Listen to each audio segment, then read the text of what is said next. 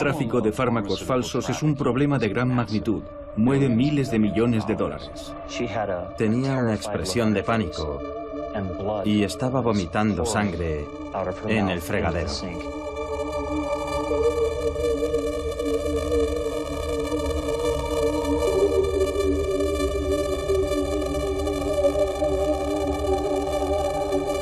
El Servicio Nacional de Salud de Reino Unido está siendo invadido por falsificaciones de conocidos medicamentos.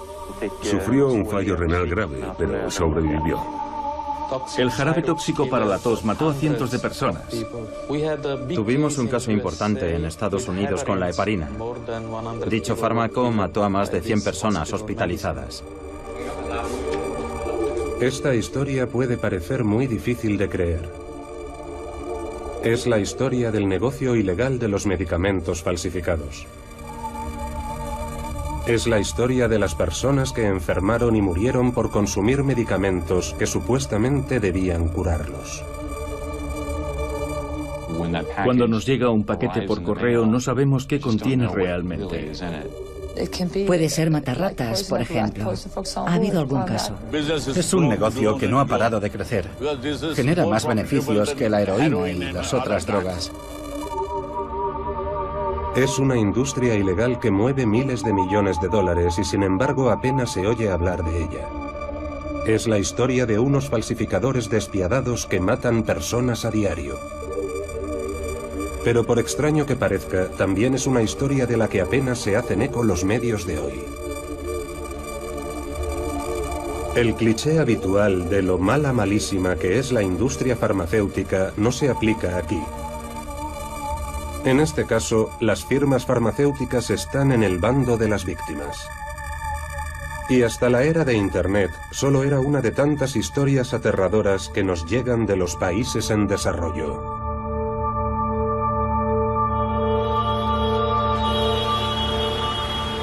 Millones de personas se han visto afectadas por los falsos medicamentos, y todos los años mueren cientos de miles de personas por culpa de ellos.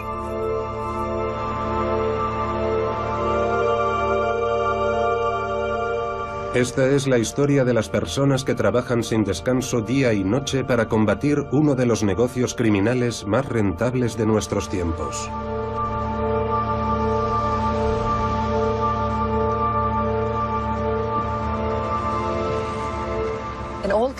En todos los países, la gente compra medicamentos por Internet. Y una parte importante de los medicamentos que compran son falsos. Pueden ser comprimidos de azúcar, pero también pueden ser muy peligrosos para la salud.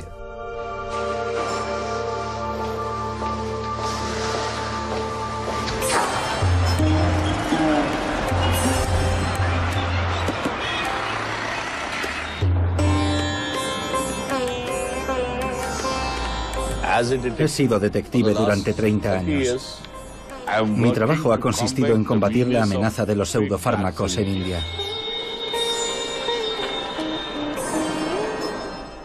Llevo a cabo entre 8 y 10 redadas cada año. Los fabricantes de medicamentos falsos son asesinos. Son peores que asesinos. Porque cuando alguien intenta asesinarte, lo sabes porque lo tienes delante.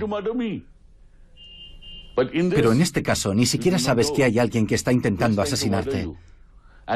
Los que asesinan a la gente con sus pastillas falsas son asesinos invisibles. Y lo hacen solo por dinero.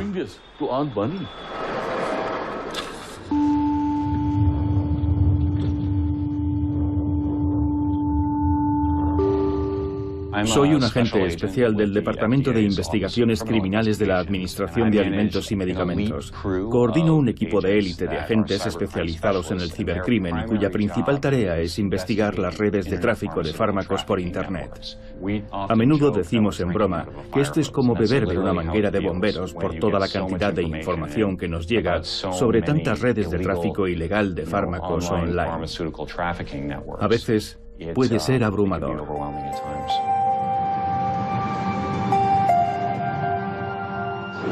Nuestra madre se puso enferma un día por tomar un medicamento. Si no se hubiera puesto enferma, cuando le dieron ese medicamento falsificado, ¿Cuántas personas más habrían consumido ese fármaco en la consulta? Tenía cajas y cajas del medicamento falsificado.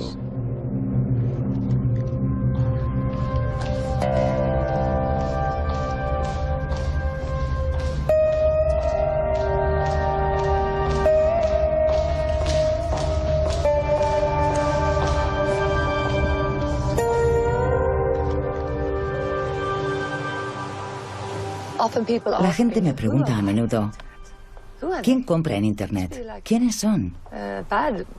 Deben ser delincuentes, ¿no? Pero no, es gente normal. Y es fácil. Pero es una apuesta, diría yo. Hemos calculado que el 50% de lo que se compra en Internet es falso. Hay distintas estadísticas sobre el número de víctimas mortales de los fármacos falsificados. La Interpol calcula que cada año mueren entre 100.000 y 1 millón de personas.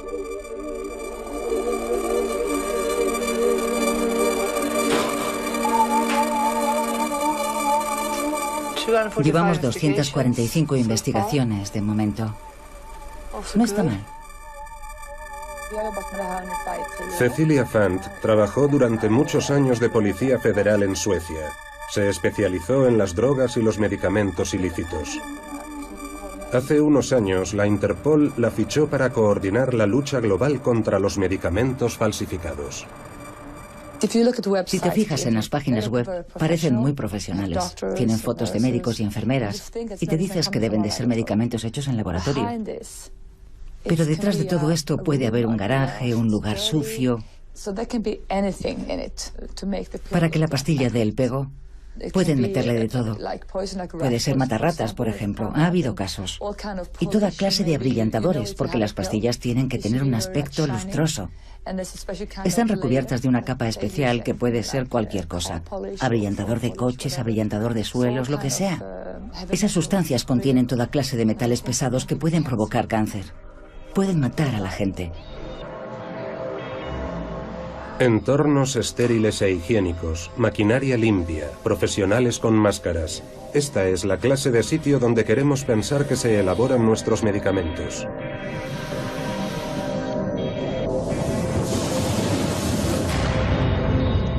Pero ¿y si las pastillas que pensamos que nos van a curar provinieran de un sitio como este? Puede ser en cualquier parte. Este laboratorio, por ejemplo, lo encontramos en Suecia. Lo encontró el servicio sueco de aduanas. Tenían una máquina para hacer pastillas. Por allí pasó toda clase de gente. Yo estuve allí.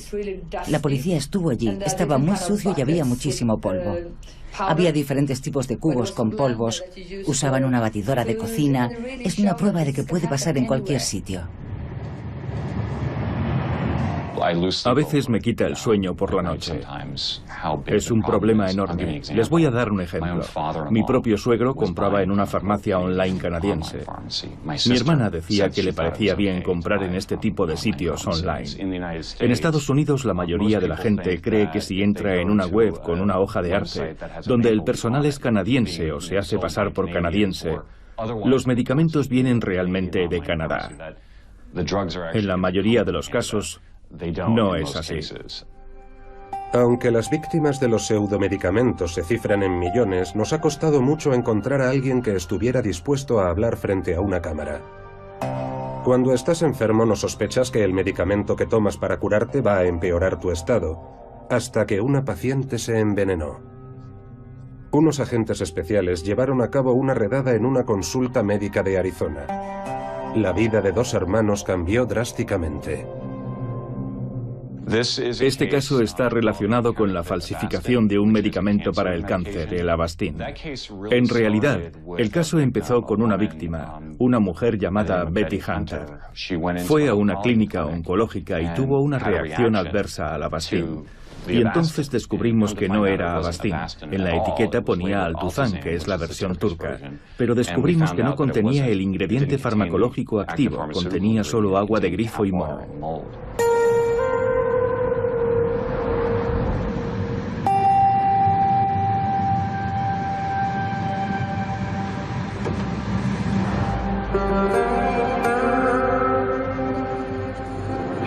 Ahora mismo hay gente en la cárcel porque nuestra madre se puso enferma. Sí. Por un medicamento que le dieron un día.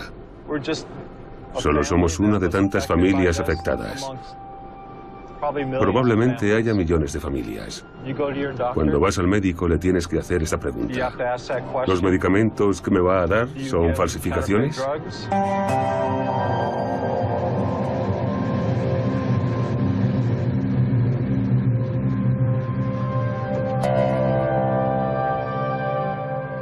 Enséñame los cadáveres. Es algo que no paran de decirme. Si de verdad las farmacias online son un problema tan importante, enséñame los cadáveres, Dan.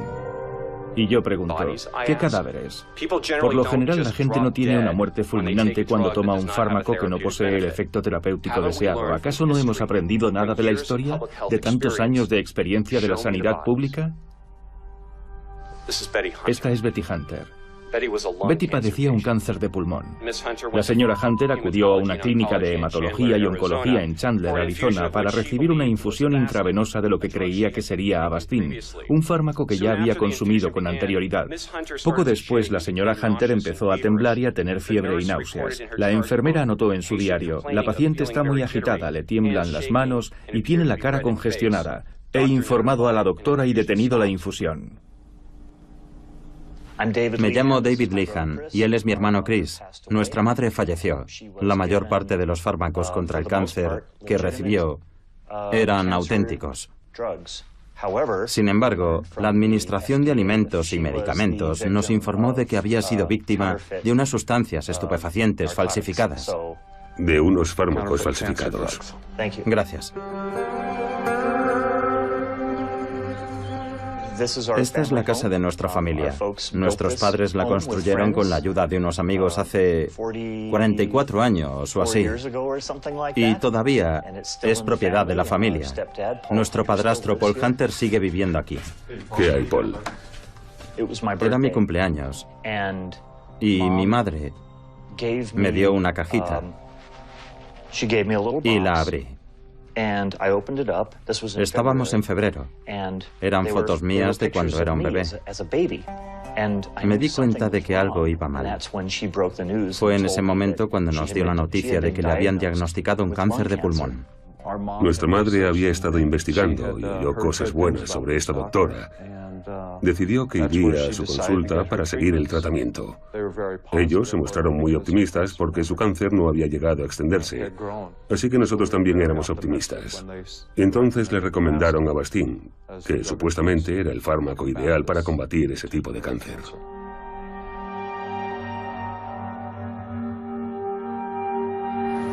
Dentro de unos minutos volveremos a Arizona con los hijos de Betty Hunter.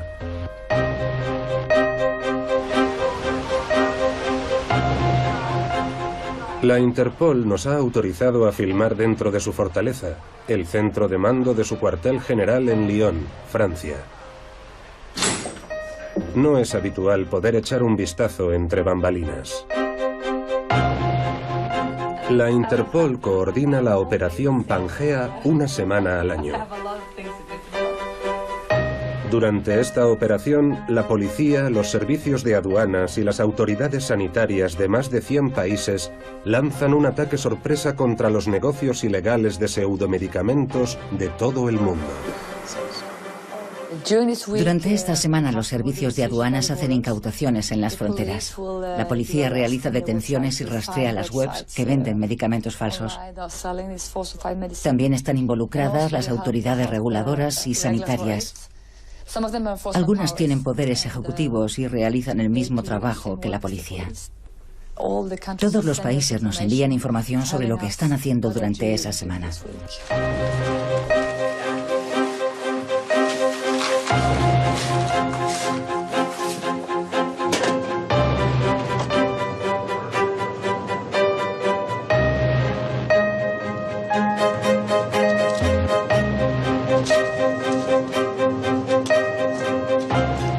Tenemos a mi equipo de operaciones de la Unidad de Crímenes Farmacéuticos, luego a un representante de la Organización Inglesa de la Salud, a alguien de la Administración de Alimentos y Medicamentos de Estados Unidos, y tenemos los servicios de aduanas, por supuesto. También tenemos a una agente de la Agencia Sanitaria de Singapur y a la Europol. Todo lo que hacemos durante esta semana entre la policía, el servicio de aduanas y las autoridades sanitarias está encaminado a proteger la vida de las personas. Estas son solo las cifras de la operación Pangea del año pasado. Pero estos resultados tan escalofriantes no son más que la punta del iceberg de un negocio que mueve muchos miles de millones de dólares. Si entras en una web para comprar antibióticos, por la razón que sea, o entras en una de esas webs que ofrecen Viagra o Cialis, deberías plantearte si es una web con todas las de la ley. Esta página, por ejemplo, vende antibióticos. Cada vez que compras algo, te dan unas pastillas de regalo. ¿Te acuerdas de estos tipos? Sí. ¿Sabes esos que te mandé? Sí, claro. ¿Los de las islas tropicales? Sí, estos. Pues seguro que os interesarán en Estados Unidos, ¿no? Desde luego. No paran de salir los mismos nombres. Tenemos una lista de varias webs que hemos identificado y que están asociadas con ellos. Pero no he visto ninguna cuenta bancaria. ¿No tenemos más datos? No identificaron expresamente las cuentas bancarias, pero sí mencionaron que tienen unas cuentas vale. en Estados Unidos. Es un dato del que no disponíamos antes. ¿Por qué tenemos que difuminar a Brian? Pues porque Brian es un buen agente y quiero que pueda seguir trabajando para nosotros. Su actividad diaria como agente encubierto es muy parecida a la mía. Hay que proteger su identidad por seguridad, la suya y la de su familia. Por lo general, al menos en mi experiencia, cuando un sospechoso se entera de que eres un agente infiltrado, no le hace ni pizca de gracia. Así que el trabajo de agente encubierto tiene sus riesgos, y saber que Brian o quien sea está corriendo esos riesgos, en fin, procuramos minimizarlos en la medida de lo posible.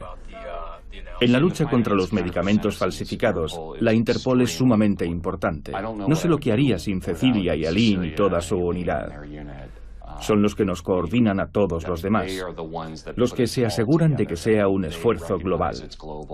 Son los que nos dicen, oye, da igual que estemos en Estados Unidos, México, Francia o China, tenemos que dar con una solución global a esto.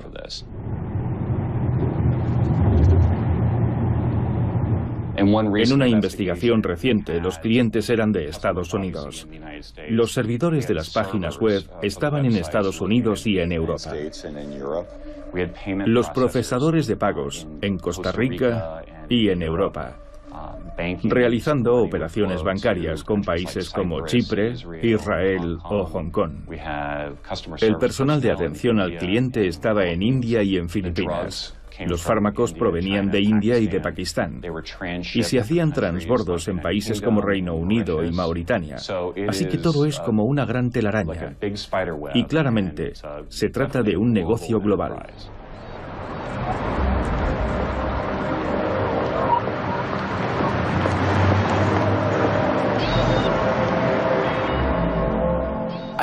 Creo que lo peor que podría pasarle a la industria farmacéutica sería que los consumidores dejaran de confiar en los medicamentos que se venden en las farmacias.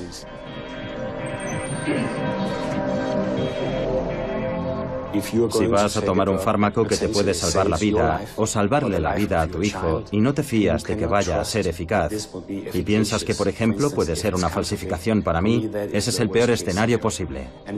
Y nosotros colaboramos en muchos frentes para asegurarnos de que no suceda eso. La FPA es la Federación Europea de Industrias y Asociaciones Farmacéuticas. Buenos días, Sorem. Desarrollar un nuevo fármaco entraña un esfuerzo considerable. Por lo general, lleva entre 5 y 10 años, y hay que atravesar diversas fases de pruebas clínicas para demostrar que es eficaz y seguro, de tal forma que el consumidor pueda fiarse realmente de que es un fármaco de calidad, homologado. En cambio, si eres un falsificador, básicamente te basta con fabricar una caja y una pastilla. Y la pastilla puede ser de cualquier cosa. Básicamente eso es todo lo que tienen que hacer y eso no cuesta demasiado. Mientras que, por ejemplo, si quieres elaborar un medicamento partiendo de cero, el precio de salida es de $1.000 millones. Esa gente gana exactamente el mismo dinero vendiendo fármacos falsificados que si vendiera o traficara con heroína. Así que no importa demasiado de qué medicamentos estamos hablando. Básicamente todos los grupos, todas las clases, son susceptibles de ser falsificados. Y como los beneficios son inmensos, están en todas partes. Cuando lanzamos la operación Pangea, adoptamos diferentes enfoques.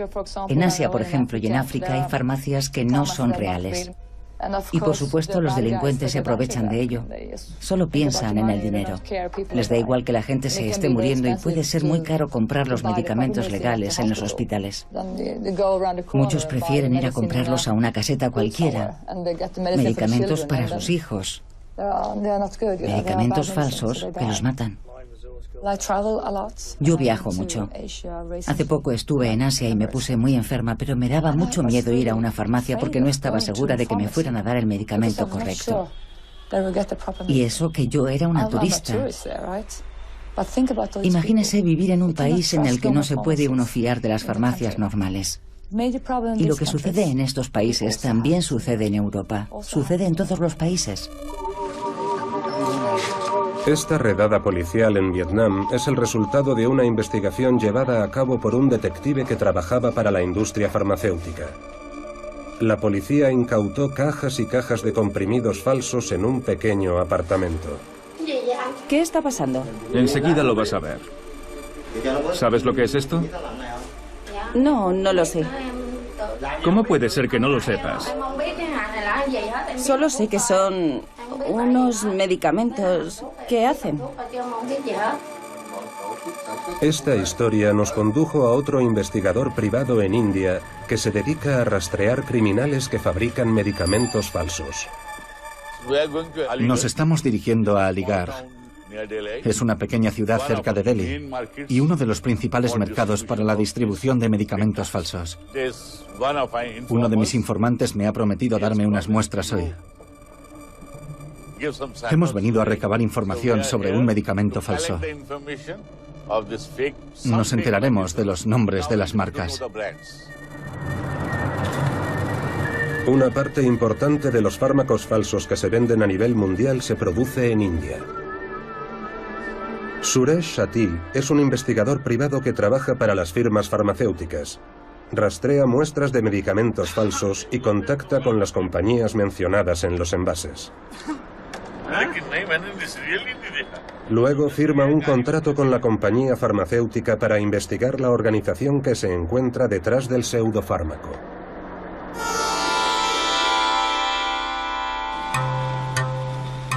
Llegamos a uno de los mayores mercados de medicamentos al por mayor de India.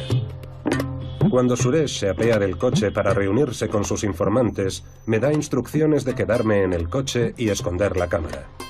Me dice que si saco la cámara en el mercado me la van a quitar.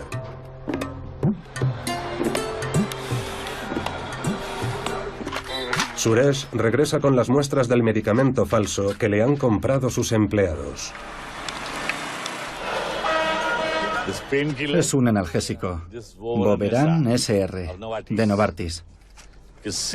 Mira, por el blister, nadie diría que es falso.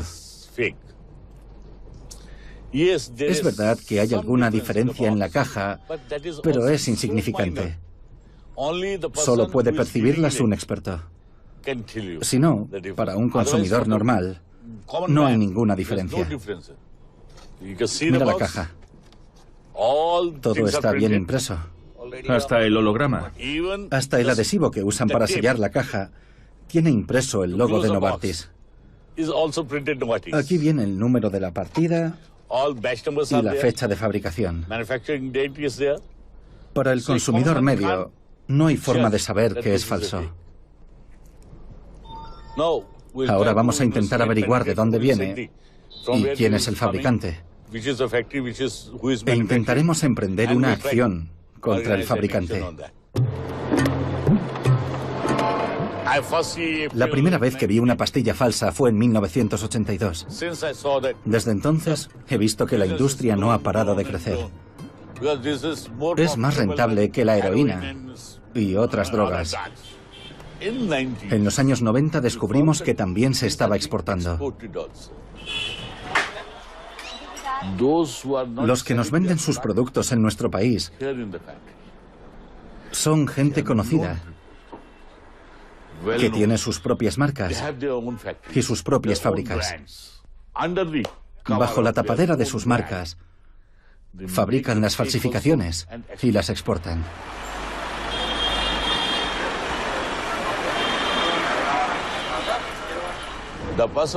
El fabricante produce la pastilla en un sitio, el embalaje en otro sitio, envasa el producto en los blisters en un tercer sitio y hace empaquetar el material en un cuarto sitio. Para cuando organizan la redada, muchas veces el material ha cambiado de manos. Tienes que ir a otra jurisdicción y a otra comisaría. Para cuando te organizas allí, el material se ha movido a un tercer lugar. Y penetrar en esos círculos y obtener información del modus operandi diario de esa gente es muy peligroso. Puedes tener a un agente infiltrado en uno de esos lugares, pero te quedas sin tener información del segundo lugar. Tus 6 meses de duro trabajo no han servido para nada.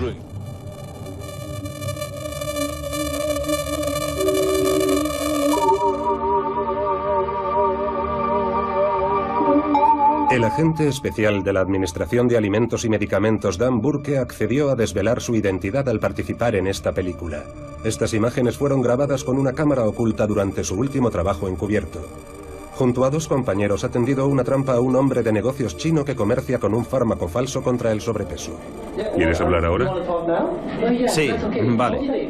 Espera que cojo esto. Siéntate por aquí. El de la camisa hawaiana verde es el agente especial Dan Burke. El sospechoso se sienta primero en la silla equivocada. Dan le pide que cambie de sitio porque teme que la cámara no capte al sospechoso. Necesita grabar sus declaraciones para usarlas como pruebas. No tenían habitaciones libres en el otro hotel, así que... Siéntate. Vale. Mi compañero de entonces recibió una queja de GlaxoSmithKline, los fabricantes de Ali, un fármaco contra el sobrepeso. Y descubrieron que en Estados Unidos se estaba comercializando Ali falsificado. Sí, eso es lo que quiero. Quiero saber qué pinta tiene esta cosa. Por fin, organizamos un encuentro haciéndonos pasar por compradores. Me hice pasar por un agente de aduanas, alguien que podía importar un alijo de Ali falsificado al país. Los otros 2 agentes se hicieron pasar por compradores. No quiero dar demasiados detalles, pero habíamos hecho unas cuantas adquisiciones. Nuestro objetivo era desmantelar ese negocio y así fue como lo hicimos. ¿Juegas al golf? Sí, pero no soy demasiado bueno. No, ¿eh? Pues tienes que jugar con nosotros. Únete al club. Por eso juego con estos. ¿Me vas a enseñar cómo juegas al golf? No, te voy a enseñar los embalajes. Ah, vale, genial. ¿En qué piensas en esos momentos? En que quieres conseguir pruebas. Quieres conseguir la información que le demostrará a un jurado que hemos dado con el responsable. Tengo un sitio en Pekín. Vale, ¿me puedes dar la dirección? Le estoy haciendo preguntas para que corrobore una serie de datos que yo ya conozco de la persona, solo para asegurarme de que es la persona correcta y así comprender el grado de implicación del sospechoso en un entorno en el que está dispuesto a hablar.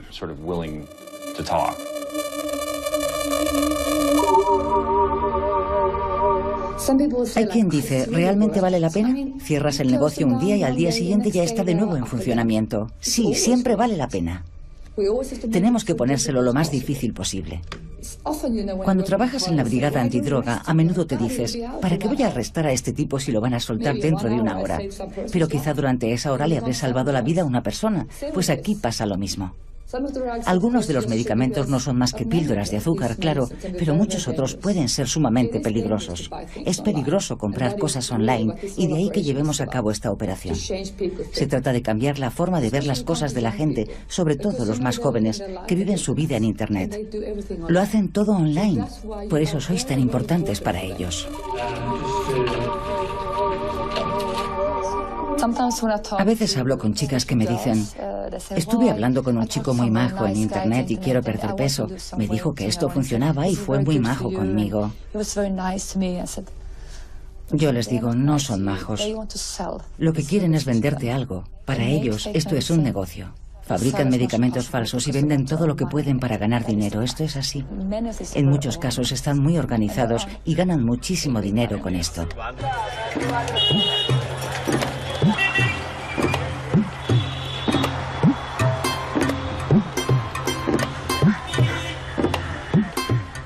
Mira, esto es una redada que hicimos en Lucknow.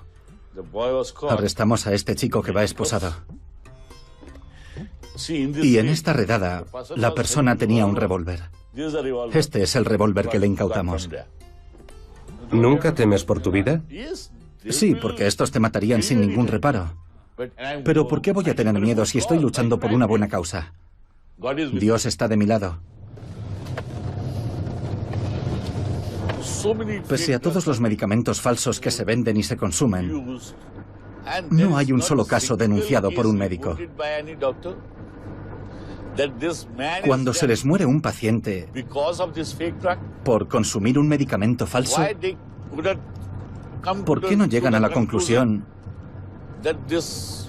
de que esa persona ha muerto porque el fármaco que le recetaron era falso? Porque a nadie le importa. Una persona ha muerto. Si los médicos no lo denuncian, ¿quién va a hablar de los fármacos falsos que se están vendiendo? Nadie. Hace poco, un hospital del gobierno recibió un cargamento de medicamentos falsificados. Era paracetamol. Algunas de las cajas estaban deterioradas. Alguien mandó el paracetamol al laboratorio para ver si había caducado o estaba en mal estado o lo que fuese. Y le dijeron que era falso. O sea que los hospitales del Estado estaban recibiendo fármacos falsos. Cuando los investigadores y las organizaciones tratan de evaluar el número de víctimas mortales causadas cada año por los medicamentos falsos, cuentan tanto los casos en los que el medicamento ha envenenado y matado directamente al paciente, como los casos en los que el fármaco en sí mismo era inofensivo y el paciente ha muerto por no haber consumido la medicación correcta.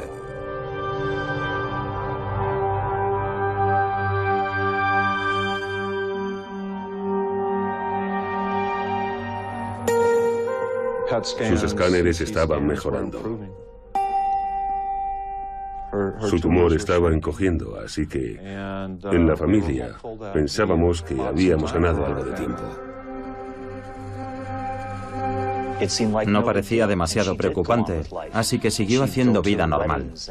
Iba a las bodas y los cumpleaños. Hacía como si no estuviera enferma. Hasta que un día mi madre tuvo una reacción. Se puso mala mientras le hacían una infusión intravenosa de su medicación.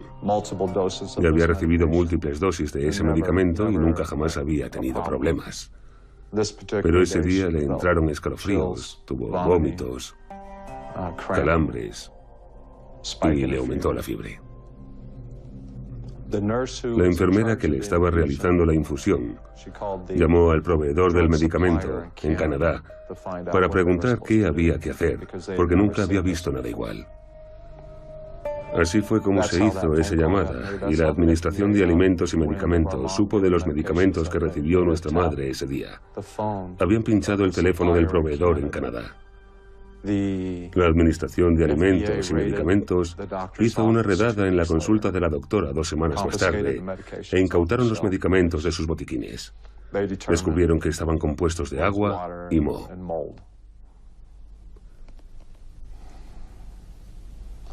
Informaron a la doctora de que había adquirido fármacos falsificados. Nuestra madre seguía viva. Seguía yendo a la consulta de la doctora, pero nadie nos dijo nada.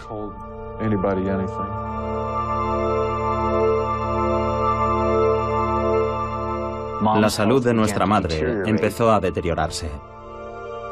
Tos, escalofríos. No podía salir de la cama, no podía respirar. Aquello duró 2 meses. Entonces supimos que probablemente estaba en las últimas. Nos dijo que pasaba algo raro con la doctora. No sabía el qué, pero la doctora ya no la trataba como antes. Y quería encontrar otro oncólogo. Era una mañana soleada y calurosa. Le dije que iba a salir a ver qué podíamos hacer. Mientras tanto, mi hermano fue a verla. Paul la estaba sujetando al lado del fregadero. No podía respirar. Tenía una expresión de pánico y estaba vomitando sangre en el fregadero. La ventana de la cocina era su fuente de inspiración cotidiana. Le encantaba contemplar su jardín, así que tiene sentido que ocurriera precisamente allí.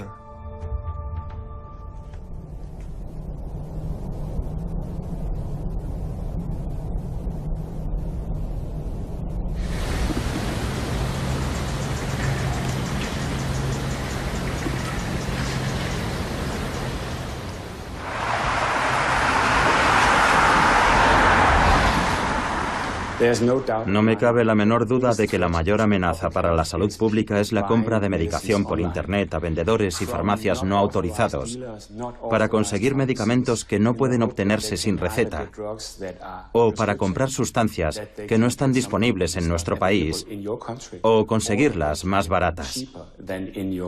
Eso plantea una amenaza muy grave para la salud pública. No se puede controlar Internet. Es sencillamente imposible. Pero puede ser una buena idea imponer restricciones. Es factible. Sin embargo, en el fondo, si la gente quiere algo, lo consigue. Algún día, cuando entremos en una farmacia online europea, habrá un pequeño logo que, al hacer clic, nos dirigirá a nuestra autoridad reguladora nacional y nos dirá si es una farmacia autorizada.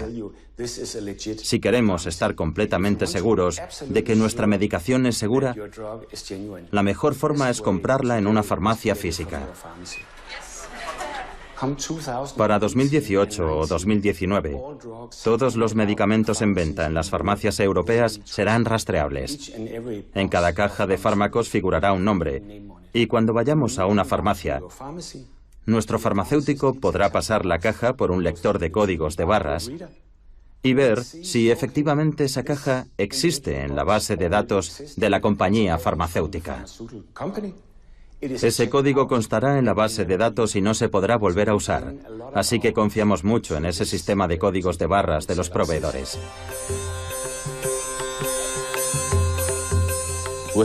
Tenemos informantes por todo el país. Cada vez que sabemos de tal o cual fábrica que está fabricando falsificaciones, intentamos infiltrar a un agente en la fábrica para averiguar el modus operandi cotidiano del jefe. Luego tenemos que averiguar la disponibilidad de la policía.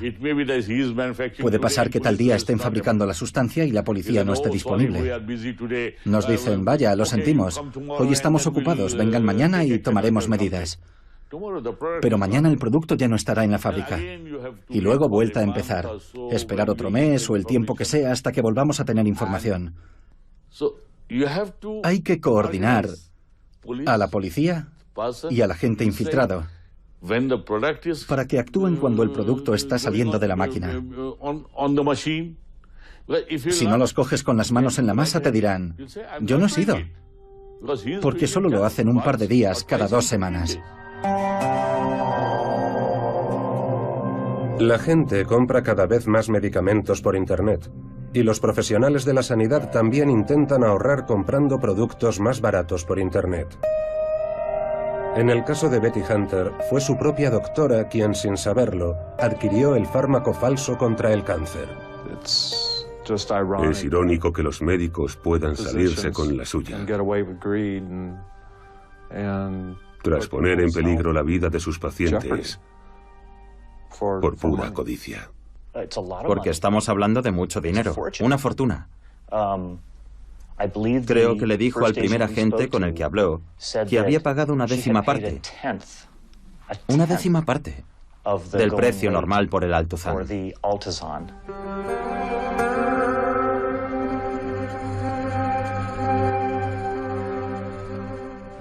De haberlo sabido, evidentemente habríamos llevado a nuestra madre a otro sitio, faltaría más. Pero no sabíamos nada. Pensamos que simplemente había tenido una reacción en esa ocasión.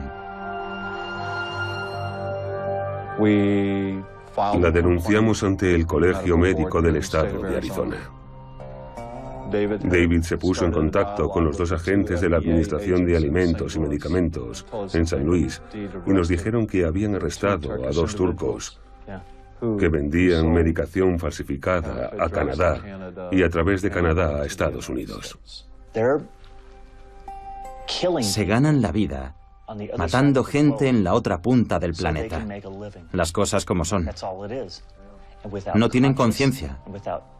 No tienen el menor escrúpulo. No les importa un carajo una mujer de Arizona. Les da lo mismo que sea vulnerable, que esté enferma y necesite ese medicamento para vivir. La condena fue una catarsis. Por fin, conseguimos que se hiciera justicia. Primero pensamos que nuestra madre había muerto por causas naturales. Luego descubrimos que su muerte había sido más complicada. Se habló de un envenenamiento. Así que fue un alivio ver que por fin alguien tomaba cartas en el asunto.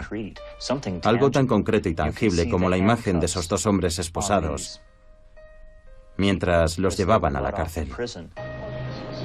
La Administración de Alimentos y Medicamentos tendió una trampa en una habitación de hotel a los 2 productores turcos del falso medicamento contra el cáncer que hizo enfermar a Betty Hunter, igual que hizo con este traficante chino. Los falsificadores turcos fueron condenados el año pasado y sentenciados a una multa de $150.000 y a 2 años y medio de cárcel. Quiero asegurarme. ¿Alguien se puede poner malo por tomar esto? Supongo que no todo el mundo, pero nadie sabrá que esto te lo he comprado a ti, ¿verdad? Nadie. Vale, porque esto es ilegal en Estados Unidos. Y yo voy a tener que dar la cara, así que tendrías que estar dispuesto a marcar las cajas como yo te diga. Tenemos que tener un plan para marcar esas cajas por fuera, ¿vale? O sea, ¿que a ti te da lo mismo? Sí, dime lo que tengo que hacer. Tras unas 2 horas de conversación, vi una señal para proceder al arresto. En cuanto a las cajas, creo que por fuera debería poner arroz.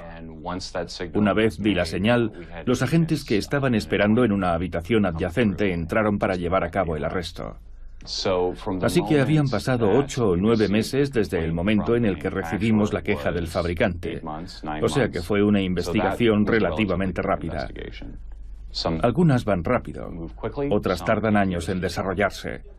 Creo que fue condenado a 7 u 8 años de cárcel. En otros casos he visto sentencias que eran sencillamente ridículas, casos en los que me sorprendió la sentencia. Los fármacos falsos dan más dinero que la heroína y otras drogas. Y además entrañan menos riesgo. Si te pillan vendiendo heroína, te tratan como un traficante. La policía no se anda con chiquitas. Te caen 10 años, 20 años. Pero en el caso de los medicamentos falsos te dicen, hay que ver si son falsos o no. Vamos a llevarlos al laboratorio. Si no, es un caso de violación de la propiedad intelectual. Ha usado la marca de otra compañía. En muchos países, la pena por producir fármacos falsos es más o menos la misma que la que le cae a un fabricante de Rolex o bolsos de Gucci falsos. He trabajado en el departamento antidroga durante muchos años. Para mí los fármacos y los estupefacientes son lo mismo, son drogas. Sin embargo, desde el punto de vista de la ley, las sentencias que le caen a uno cuando lo arresto son muy diferentes. Te pueden caer entre 10 y 20 años por vender drogas en función del país.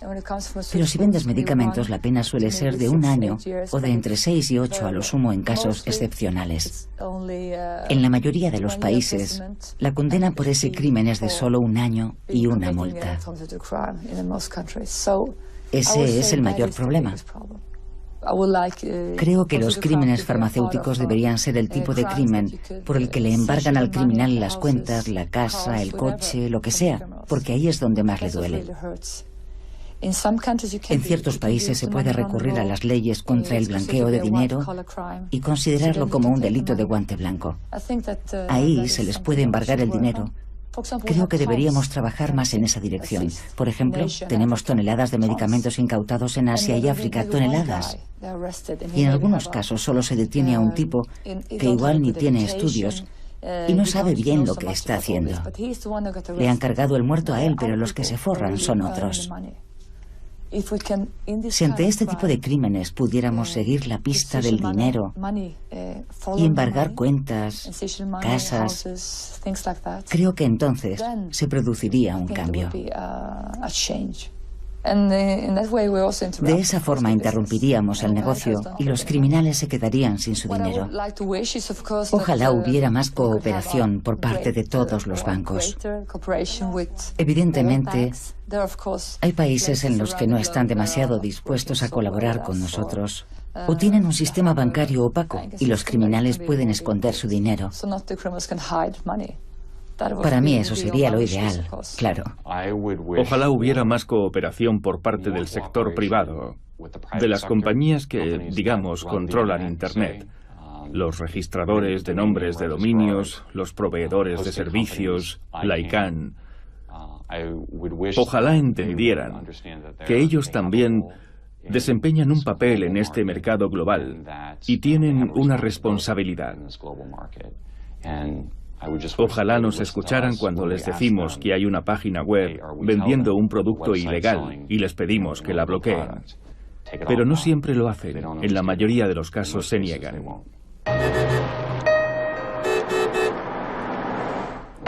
En India nadie quiere invertir dinero en esta lucha. Ni siquiera las compañías.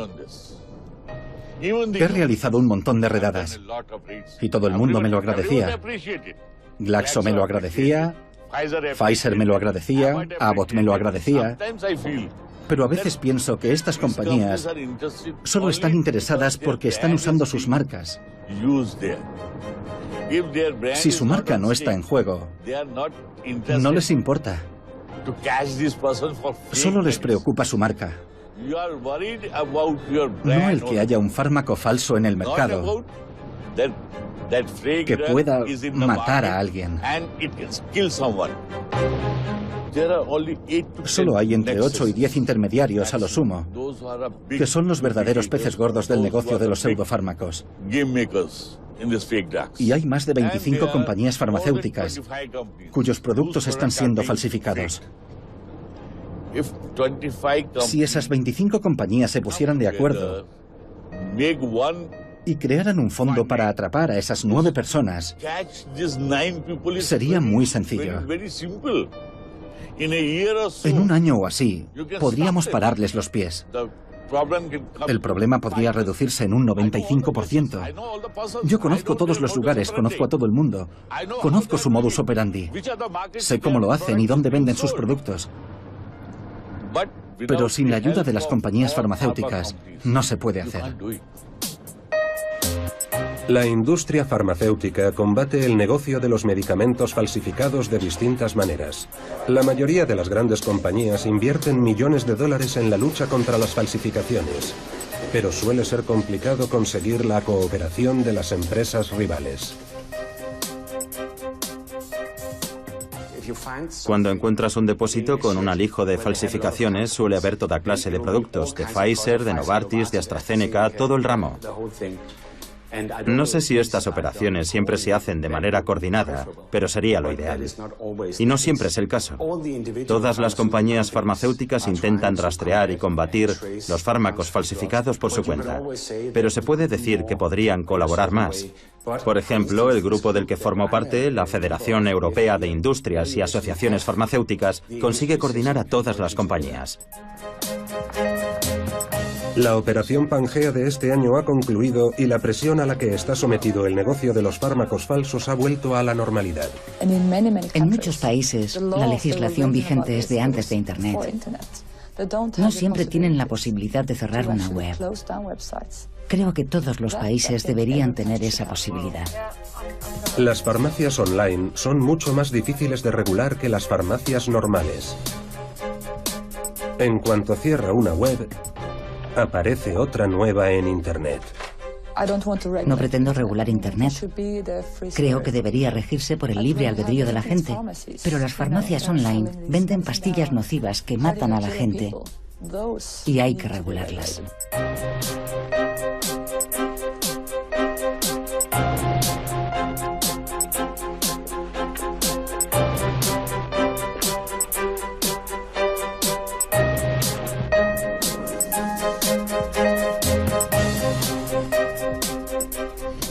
Leí un artículo sobre un indeseable que estaba vendiendo medicación falsa contra el cáncer. Le preguntaron cómo era capaz de vender medicamentos falsos y dijo, pero si se van a morir de todas formas.